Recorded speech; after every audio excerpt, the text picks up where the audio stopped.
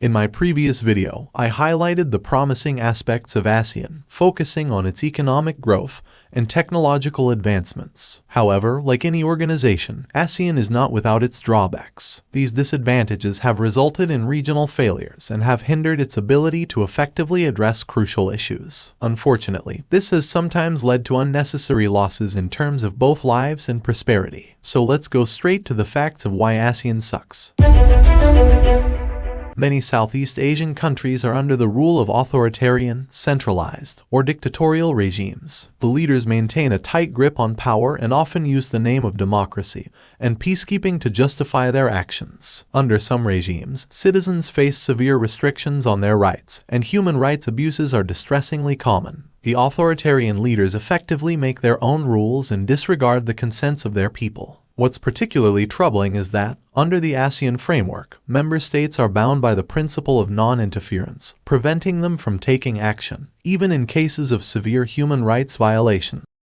The core purpose of ASEAN is indeed about cooperation. According to the fourth principle of the Bandung Conference, states must be absent from intervention or interference in the internal affairs of another country. These principles emphasize the importance of non-interference in the internal affairs of other nations. And Bangkok Declaration of 1967 articulated the non-interference principle, which expressed their commitment to the principle of non-interference in the internal affairs of one another.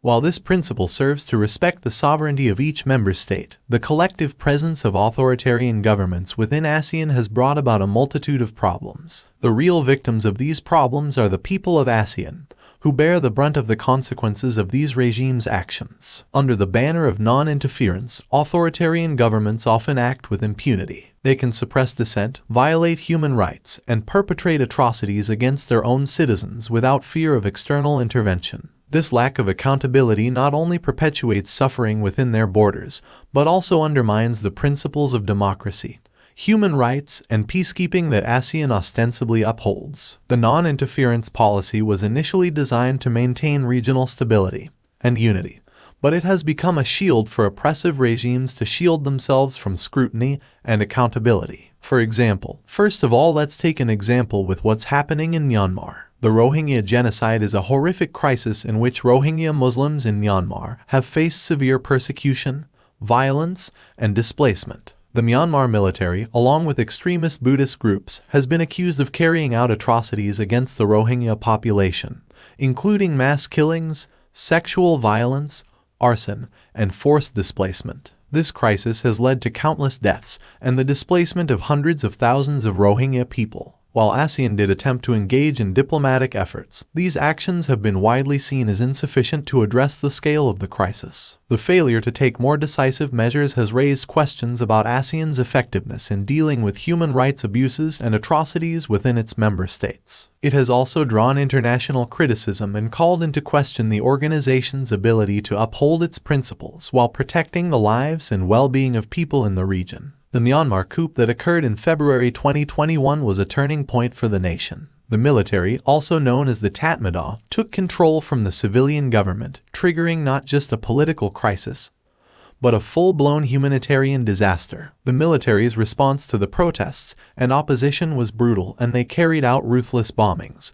burned down towns, and even used airstrikes and missiles in populated areas, leading to the displacement of tens of thousands of civilians. The situation was dire, with many innocent people losing their lives, and countless others suffering the consequences of this violence. The international community reacted strongly, condemning the military's actions and demanding a return to democracy. Sanctions were imposed, and international pressure mounted, but no physical actions were taken.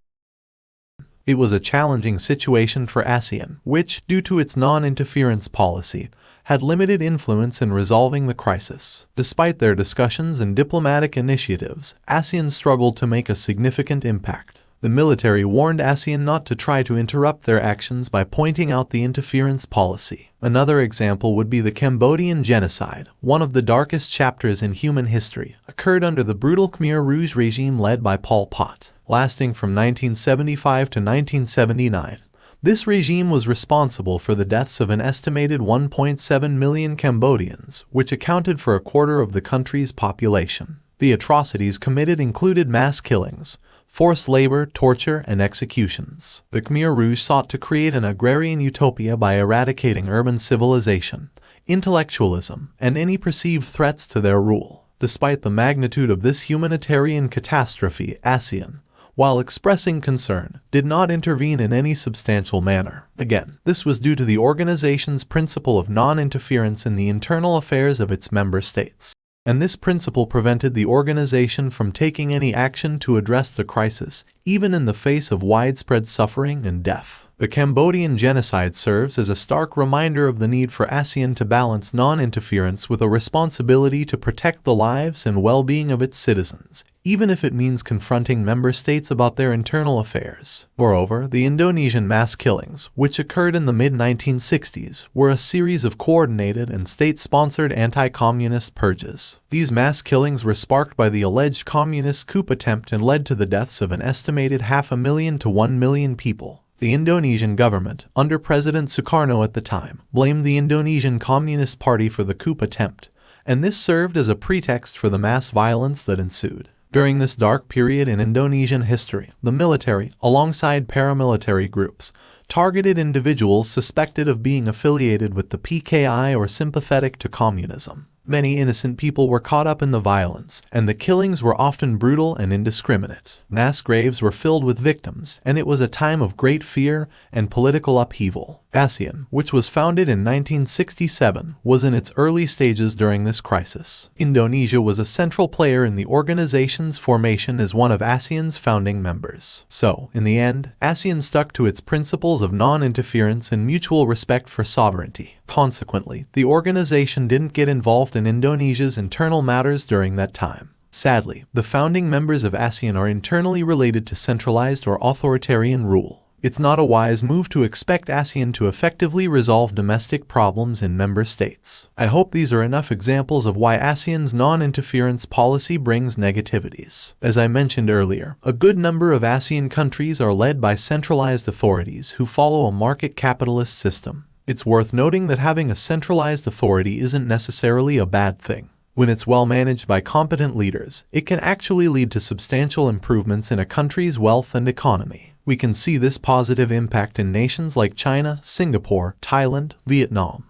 and Brunei, even though they might have less individual freedom compared to a pure democracy like the USA. However, this type of economy can lead to crony capitalism. If you are not familiar with crony capitalism, let me explain here. Crony capitalism is essentially a situation where businesses and industries are heavily influenced by close connections and relationships between business leaders and government officials. In this setup, certain companies or individuals with political connections often receive special favors, preferential treatment, and other advantages. This can result in an uneven playing field in the market, giving an unfair edge to those with strong political ties, and it can disrupt the fairness and competition that should exist in a healthy economy. The outcomes within ASEAN member countries depend on the leadership and their management. For instance, leaders in some African nations, often dictators, practice a form of governance that goes beyond crony capitalism. They tend to prioritize personal gain, amassing wealth, everything into their pocket, disregard the well-being of their citizens. In ASEAN, you'll find a situation similar to this in Myanmar. Here, the military and its associates are reaping the rewards, profiting from the nation's resources. Meanwhile, the people are grappling with alarming levels of poverty. To make matters worse, a coup took place in 2021, setting off widespread protests and ultimately plunging the country into an ongoing civil war. In this situation, ASEAN chose not to take effective action upon this. This is due to the fact that most of the ASEAN nations are authoritarian states. As for Thailand, many military coups have occurred with numerous protests. If the revolution in Myanmar succeeded, it would spread to Thailand, then to other nations as well. It's going to be a situation that could draw parallels to the Arab Spring, which was a series of pro-democracy protests, uprisings, and demonstrations that swept across the Arab world in the early 2010s. The uprisings were largely driven by demands for political reforms, economic justice, and an end to authoritarian rule.